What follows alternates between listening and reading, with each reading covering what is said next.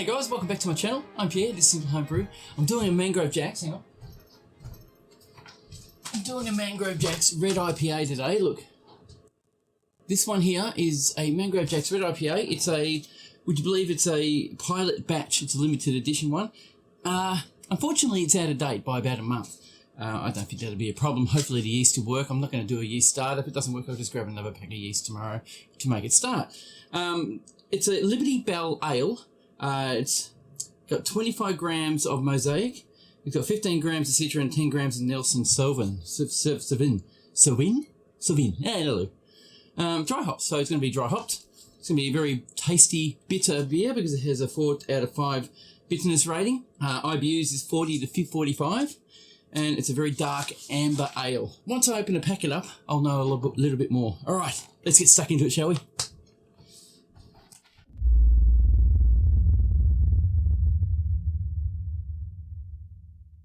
So what I've done is I'm boiling the kettle. As you can hear, it's still running. I'll grab a pair of scissors, grab my bottle of sanitizer. This is Stella San, measured at 1.5 to 1,000. So 1.5 mil of Stella San to 1,000 liters of water. So it's very, very diluted, but it's still really effective. Water here in my part of the world is very, very good, very clean water. It does have chlorine and chloramine in the water, so I have to put a half a Camden tablet in just to neutralise that. But other than that, it normally comes out pretty good once I've done that. So first thing I'll do is just spray a bit of sanitizer all over my packet. You're recording? You're not recording. Oh, you are. Just making sure that's recording. So just, look, I'm putting sanitizer around the rim of the pack because people touch it. People touch your bags throughout the store's opening factory when they build it. There's always someone touching it with their dirty hands. Oh, which reminds me. Now I get dry hands, so I will wear a pair of gloves, these guys here. This will keep me from getting dry hands throughout this brew process. So that's one glove. Now I got these gloves from where I work. I work in the automotive industry, and these are nitrite. They're nitrile. They're nitrile gloves. They are neutral, so you can use this in anything with food, cooking, or anything like that. So don't stress. So I'll spray my scissors as well, just to be doubly sure that I can't get added bacteria to what I'm doing. And I will cut this right at the top near the seam. I'm going to say to you, this is the first brew of 2023, and oh, it smells good. It smells really good. All right, I'll take out the hops. Looks like we've got a bag of hop pellets, 50 gram Red IPA bag of hop pellets. Looks like they put them all into one bag, so we'll put that aside. The instruction manual, which I will read. I believe that you may have to ferment this at a temperature that I'm not used to, so the instructions important. It says, please read. Do not throw this away. Do not throw the pouch away reading these instructions as it contains information. Yeah. Gravity, right. Clean, sanitize your stuff, which I've done. By the way, I've got a fermenter ready to go, which is an Apollo, plastic Apollo fermenter. I need to remove the yeast and other dry additives. So that's the Liberty Bell yeast. That has to be removed. Sorry, guys. I've got to go through these steps. You guys are probably familiar, but it's probably nice to hear someone else do it sometimes. American pale ales and produce light, delicate, fruity flavours. And it should be fermented at between 18 to 23 degrees Celsius. So that's good to know, which is about the temperature of my house, actually. So I'll probably drag this inside my house at the moment, being that we're in the summer now. It says here, ferment and squeeze out remainings of either dextrose, brewing sugar. Okay, so I have some Cooper's light dry malt extract that I'm going to put in, because that's all I have at the moment. So I'm going to put that in. I'm sure it will work really well. I don't think it'll affect it too much. It's more sugar and alcohol, just to bring that alcohol up. I have checked the bag. I don't know if you can see inside there. It is empty now. It's very sticky. Smells really good. Top up with cold tap water. Yeah, okay. So first thing I need to do is dissolve. I'll put that aside for a sec. We'll have a look at that in a sec. My dry malt extract. Where's the scissors? Look, I boiled 2 litres of hot water, and now I'm going to add the dry malt extract in before adding the water because it eases the ability to brew without coagulation. So in goes the dry malt extract. I'll put that under there in a sec once I finish emptying this out. Now this has been sitting around for quite some time, probably about 6 months now, sitting on my shelf. And the heat has been pretty immense. So look at this. It looks like it's hardened in the system, but it won't do any harm at all. It's still been sealed and it's still in date. And it will dissolve just as quick. So throw my hot water in. I will stir that with a plastic stirring stick. This one here. We'll give it a bit of a sanitizer, even though it is 100 degrees hot water, 100 degrees Celsius, which will kill pretty much anything. I still put a bit of sanitizer on. And this sanitizer, if you guys are new to this channel, I've had people ask me before, say to me that it's not good to have sanitizer that is no rinse. You know, you got to rinse your sanitizer out. But this type of sanitizer is a no rinse sanitizer. It's a food grade sanitizer that will actually enhance the brew. It's a nutrient to yeast, so it'll help yeast grow quicker and better. And it'll actually enhance the properties of your beer and won't destroy the flavours because there are no flavours. It is a food grade acid, so it's not going to harm it. Now, as you can see, I've got big lumps that should be dissolved. As I'm brewing, as I'm doing this, they will disappear and dissolve on their own. And I can't see you. Only because they were lumps, I should have crushed them up before I put them in. I didn't. It'll be all right. I have learnt in the past that you don't really need to dissolve your sugars.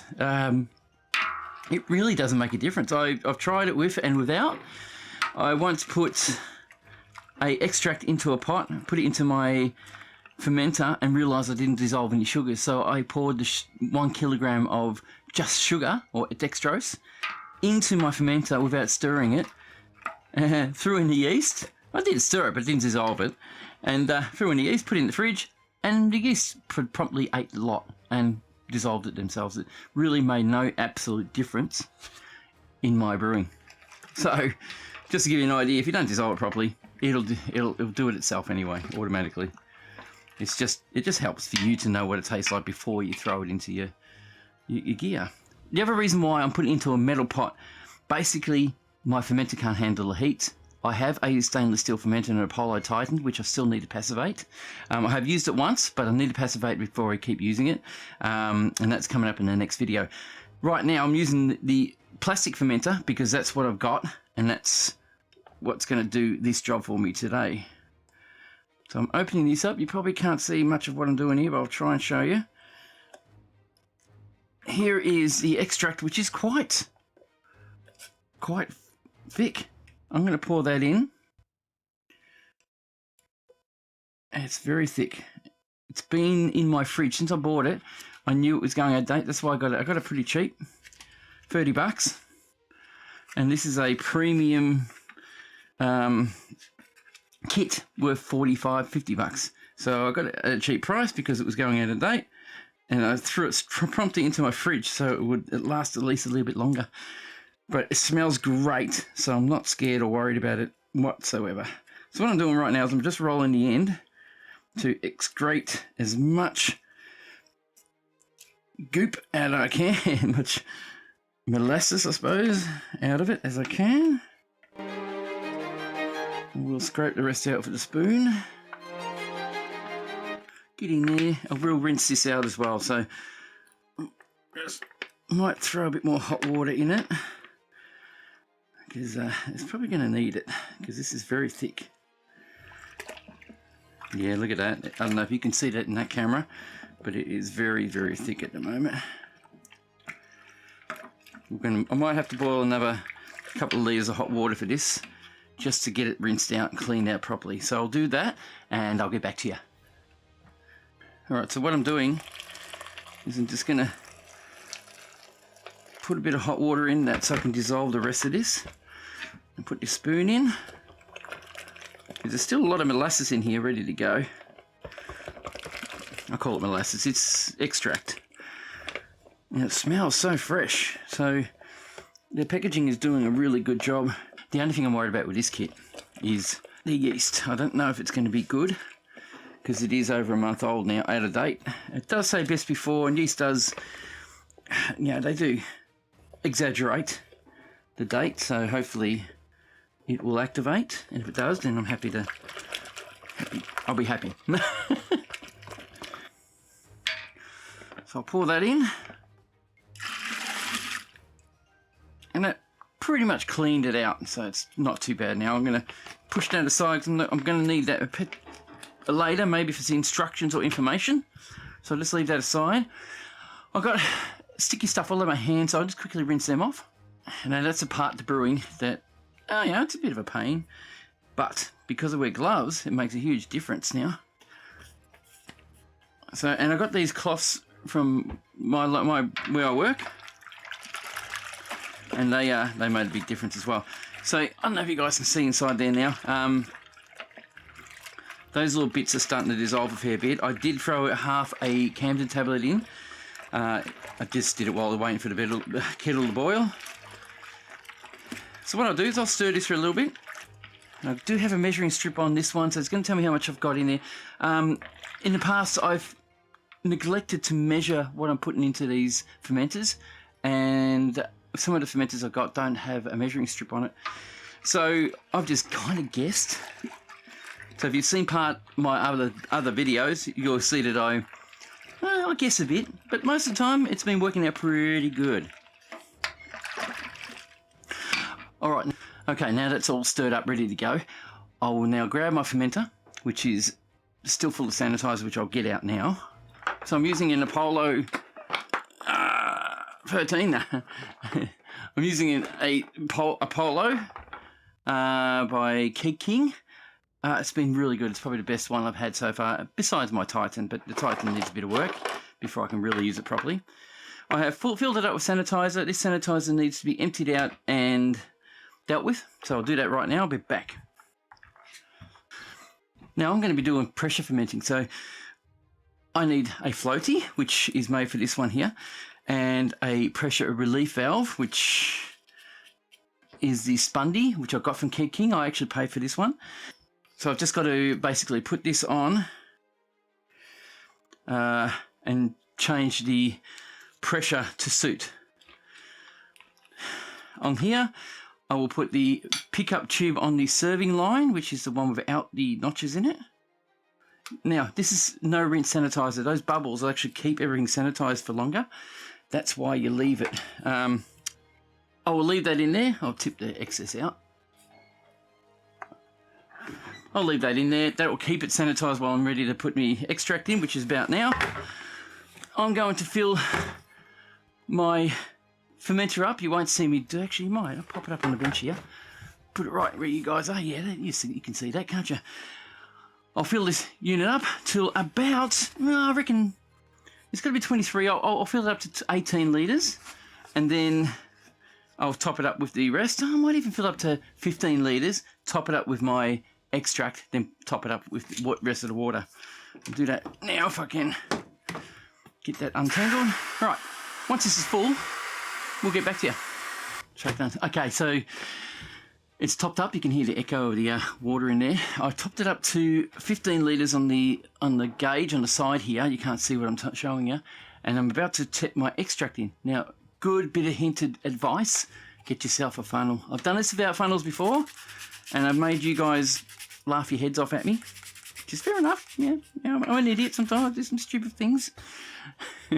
But the funnel helps big time. I will bring this into a position where you can see it, hopefully by both cameras, and I'll grab this little beauty, grab me bits, and start pouring. You ready for it? Oh.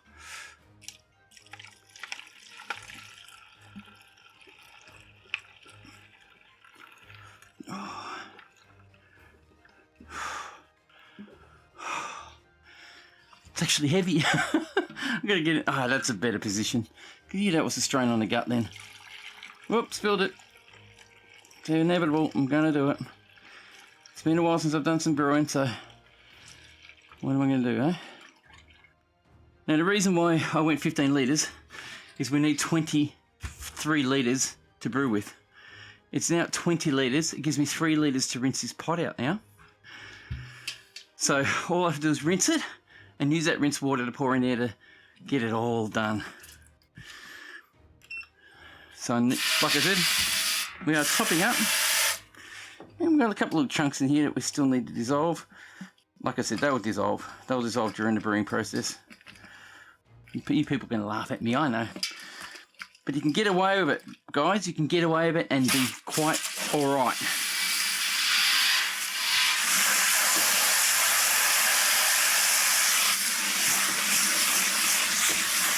Right, just do that a little bit. Now our water's pretty warm now. We're into the summer.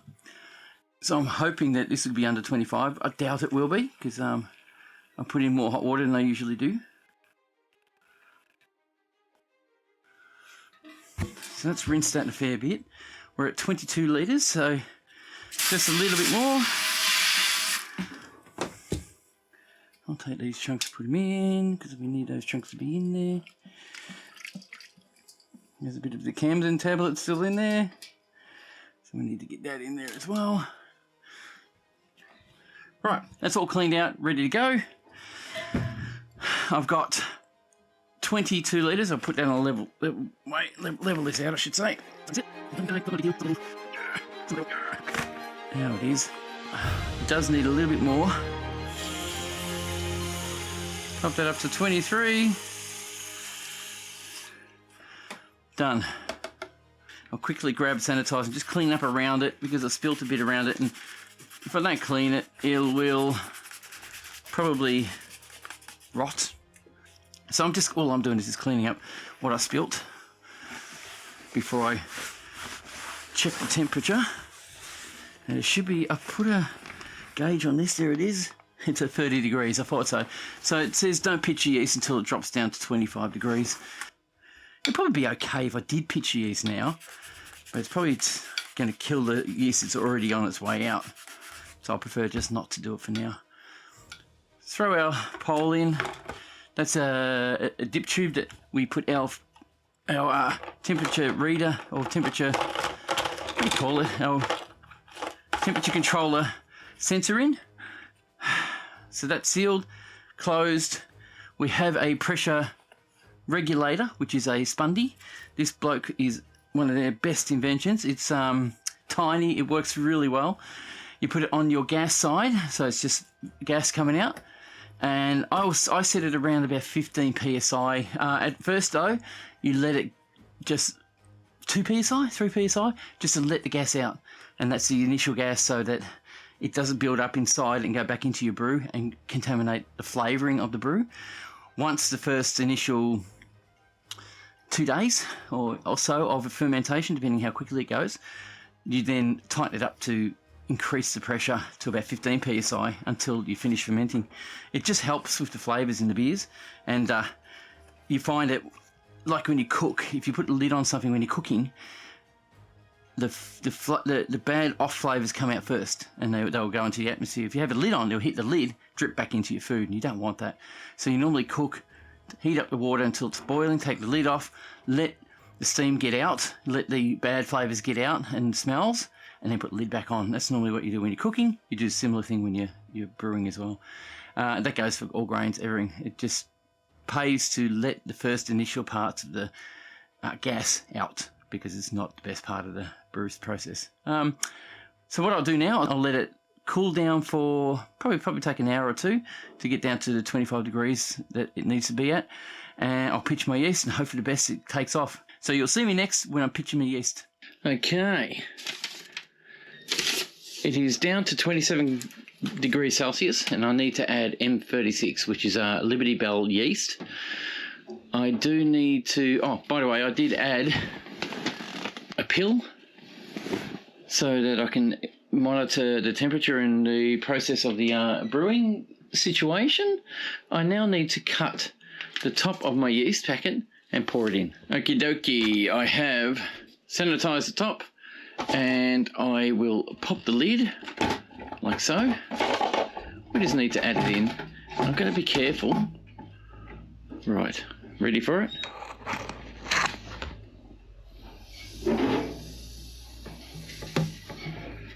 do hope this actually will activate and work. Like I said, it's out of date yeast, but I mean, like I said too, the out of date stuff sometimes is a little bit inaccurate. In about 24 hours, I should know if this yeast is going to activate and work. Just hoping. Well, I am very happy to say that we are fermenting. The actual yeast has taken off. We're at 20 degrees Celsius in the bucket. Look at that. Look at that Traralgon. Look at that. It's right in the center. So obviously the yeast is pulled up in the bottom and is eating from the center at the moment. But when it will go crazy, I've got a feeling it's going to go nuts.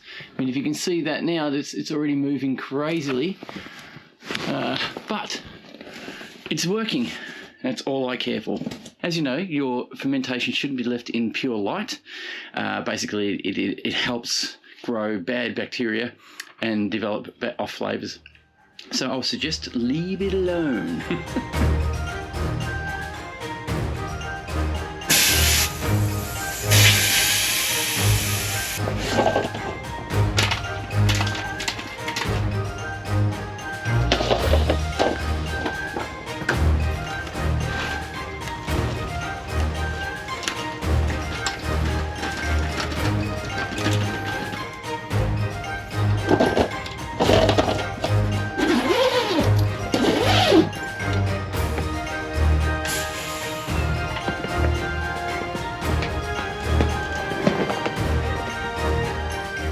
So that's dry hopped, ready to go. Once it's finished fermenting, I'll transfer it to a keg, but that will be in a different video. Cheers guys, we'll see you in the next video.